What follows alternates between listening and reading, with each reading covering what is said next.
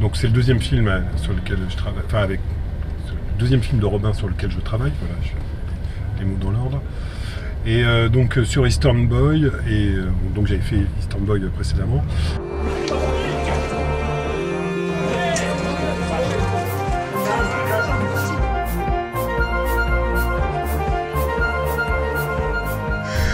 Donc là sur le film, il m'avait envoyé le scénario, j'ai lu le scénario, il m'a dit, après on s'est vu, il m'a dit voilà, à tel moment je voudrais tel type de musique, j'ai besoin de musique de club comme en 1900, l'action se passe en 1993, donc la musique qui aurait pu être écoutée en 1993, voilà, plein de petites indications comme ça.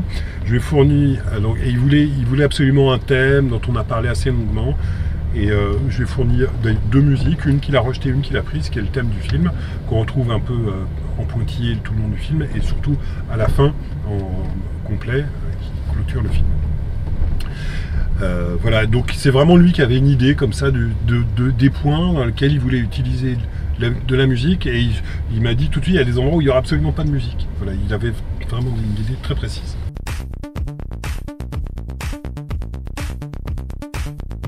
Bah, la musique finalement, dans le fond et dans son essence, cette musique-là a assez peu évolué. C'est des jeunes qui vont en boîte de nuit, donc ils n'ont pas du tout été décontenancés.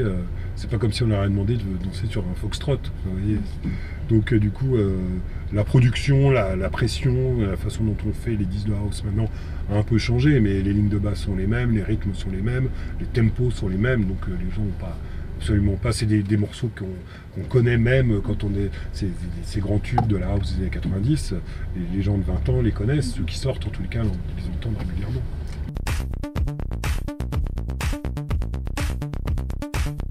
En fait là, comme on a la projection, je voudrais être à la projection en fait.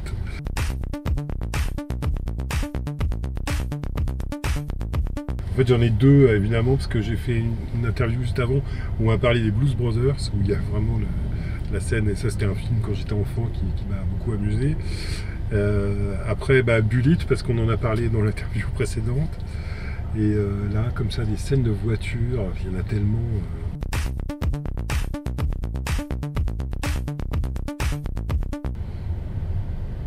la bande-son de Paris, Texas, c'est pas mal.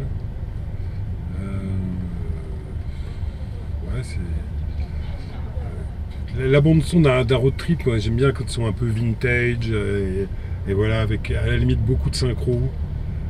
Pour moi un road trip c'est dans le sud des États-Unis, voilà, avec du blues, de la country, du southern rock.